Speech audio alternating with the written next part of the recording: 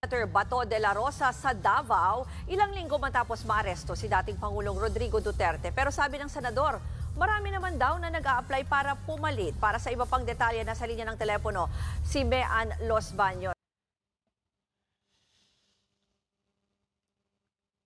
Ano? Kaya pa? Kaya pa?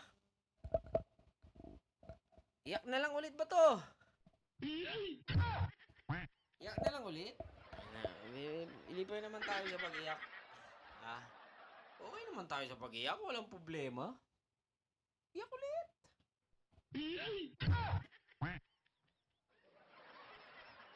Mean, bakit nga daw binawi itong security ni Senator Bato? Rose, hindi raw alam ni Senador Bato de la Rosa kung bakit binawi ang kanyang security detail sa Davao. Pero naiintindihan naman daw niya ito dahil kahit anong oras naman daw sila pwedeng i-recall kung kinakailangan.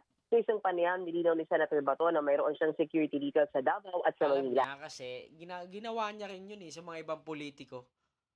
Binagbabawi din yung mga security ng mga ibang politiko noon. Kaya, ganoon talaga ang buhay. Kung anong ginawa mo, lalo't masama, babalik at babalik sa'yo yan. Pustahan tayo. Tataya ko yung betlog ko. Pag gumawa ka ng masama, ibabalik sa'yo yan. Promise yan. Ibabalik sa'yo.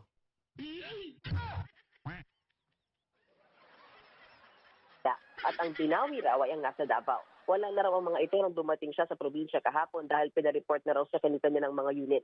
Sa isang post sa social media ay kinuwento ng senador na marami raw retiradong pulis at sundalo na nag-volunteer para pumalit bilang security niya. Hindi natin Wala sa raw silang Maynila. bitbit na armas pero mayroong mga kamote at saging at handa raw silang tulungan siya. Tingin pa ni Bato, hindi ito panggigipit ng PNP, kundi malamang daw ay nag-iingat lang ang mga commander nila, lalo't mainit daw ang mata sa kanya ng gobyerno ngayon. Bali-balita rin doon sa hahainan ng arrest warrant si De La Rosa bilang isa sa mga hepe ng kapulisan noong kasagsagan ng war on drugs ng inarestong si dating Pangulong Rodrigo Duterte. Ruth, sa ngayon, hindi pa raw alam ni Bato kung na-recall na rin ang security niya rito sa Manila. Hindi raw siya nag-aalala sa kanyang seguridad, lalo kapag nasa Davao siya dahil ika nga niya, home court daw niya ito. Ruth?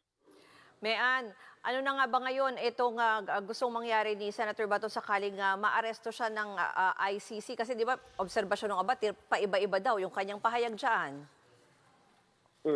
Naninindigan siya ngayon, Ruth, na oras na lumabas yung warrant sa ICC, hindi siya basta-basta magpapaaresto. Sabi niya, the only condition or circumstance na siya ay papayag na maaresto ay kung ang warrant ay manggagaling sa local court. Pero kung galing daw sa ICC, sabi niya, hindi siya magpapahuli unless na lang daw maipit at doon lang siya maaaresto. Sabi nga niya, pabiro pa niyang sinabi, mukhang hindi rin daw gagana yung mga pa-disguise dahil nag-try daw siya mag-disguise pero may mga nakakilala pa rin sa kanya. Ruth? Yan po ang Express Report. Pulisin nyo na lang. Ha? Pulisin nyo na lang. Huwag nyo lang anuin. Pulisin nyo na lang. Puta, guys. Titiklop at titiklop din to. Isabay nyo yung gabi na hindi nyo mapaghandaan. Pulis ba? Pulisin ba? No, nakakaintindi lang sa terminong pulisin ay yung mga maayos, yung mga war decide. Pag pinulis mo yan, iyak na lang talaga. Biyahe na ulit sa The Netherlands. Ayaw nyo yun, doon na kayo magsitandaan. Wala naman kayo nagagawa dito. Kung marami ka sanang naipasang batas, 6 na taon, nakapasa ka nakapile ka man lang ng mga 100 batas. Kaso, magiging senador ka, ay may chance pang maging senador ka ulit. Pasasahurin ka ng mga sambayan ng Pilipino, wala ka naman nagagawa. Di ba?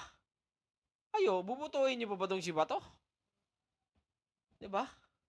Iyak na Bato, iyak! Iyak, iyak, iyak, iyak!